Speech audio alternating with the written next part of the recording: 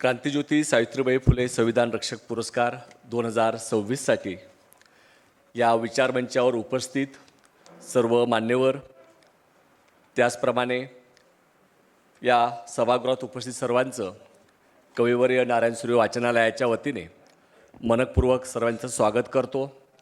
सर्वांना जय भीम, लाल सलाम.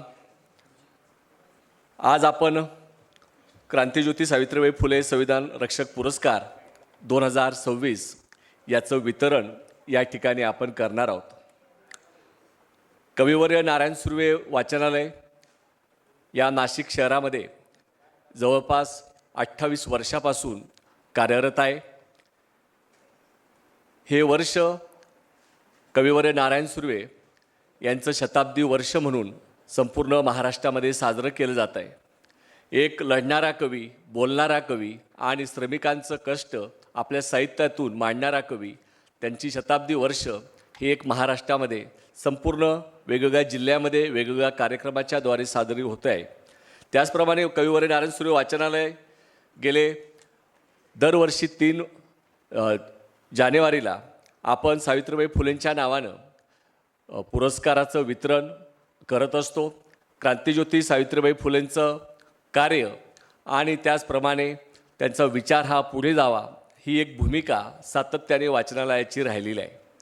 यावर्षी आपण क्रांतिज्योती सावित्रीबाई फुले संविधान रक्षक पुरस्कार हा आपण जाहीर केलेला आहे.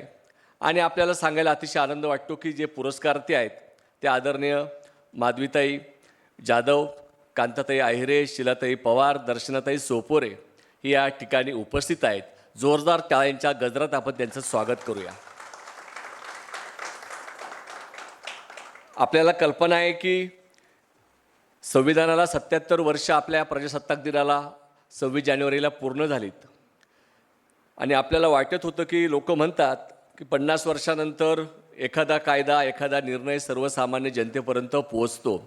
पण 77 वर्ष होत असताना संविधानाचा जागर ज्या पद्धतीने आपल्या देशामध्ये व्हायला पाहिजे त्या पद्धतीने जागृती झालेली दिसत नाही.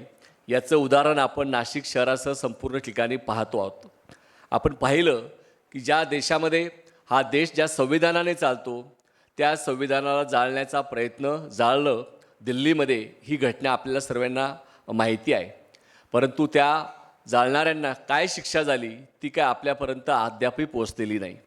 परंतु ह्या देशात जर संविधानाचा विचार हा संपूर्ण जनतेपर्यंत, नागरिकांपर्यंत पोहोचवण्यासाठी अनेक व्यक्ती, अनेक संस्था आपल्या ह्या देशामध्ये, महाराष्ट्रामध्ये काम करत आहेत, तरीसुद्धा आपण अपुरं पडतो की काय?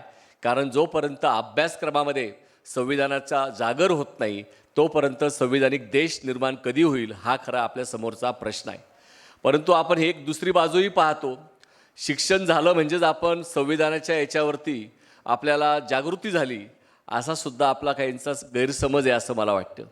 कारण अन्याय आणि अत्याचार जो कोणी सहन करतो तो मला वाटतं शिक्षित माणूस जास्त प्रमाणात सहन करतो आणि जो विरोध करतो त्याचं कमी शिक्षण जरी असलं तरी भूमिका असेल आणि संविधानावर ज्याचा विश्वास असेल ते संघर्ष करू शकतात. आजचे सर्व सन्मानार्थी हे ज्याचं उदाहरण आपल्यासमोर आहे की शिक्षण घेऊन नुसतं चालणार नाही, संविधानाचं नुसतं नाव घेऊन चालणार नाही, तर कृती महत्त्वाची आहे. आणि जी कृती या सर्व सन्मानार्थींनी केली याचा नाशिककर म्हणून महाराष्ट्राला सुद्धा सगळ्यांना आपल्याला अभिमान आहे. कारण तुमच्या एका कृतीतून, एका निर्णयातून सगळ्यांना प्रेरणा या संपूर्ण राज्याला नव्हे तर देशाला मिळालेली आहे.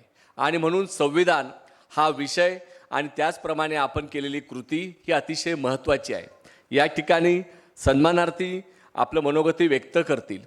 परंतु आपल्याला कल्पना आहे की भारतीय संविधान, त्याचं मूल्य आणि आपल्या नागरिकांच्या असलेल्या जबाबदाऱ्या, आपल्या लोकशाही देशाचा विकास व्हायचा असेल तर संविधानिक समाज निर्माण होणं हे अतिशय गरजेचं आहे. आणि संविधानिक समाज निर्माण होत असताना तो कागदावरती नुसता लिहिणारा असू नये तर तो बोलणारा समाज निर्माण झाल्याशिवाय कोणतंही परिवर्तन होऊ शकत नाही. कारण बोललं नाही तर या देशामध्ये कोणतंच परिवर्तन होणार नाही. आणि म्हणून बोलणं हे अतिशय महत्त्वाचं आहे. आणि म्हणून ज्या सन्मानार्थांचा आपण सन्मान करत आहोत त्या कांताताई आयरे असतील, शिला पवारताई असतील, माधवीताई असतील, दर्शनाताई असतील, हे सर्व ज्यांच्या कृतीतून आपल्याला लढण्याचं बळ संपूर्ण संविधानावर प्रेम करणाऱ्या नागरिकांना मिळालेले त्या सर्व पुरस्कारांचं मनपूर्वक या ठिकाणी अभिनंदन करतो, या ठिकाणी स्वागत करतो आणि माझं प्रास्ताविक थांबवतो. धन्यवाद.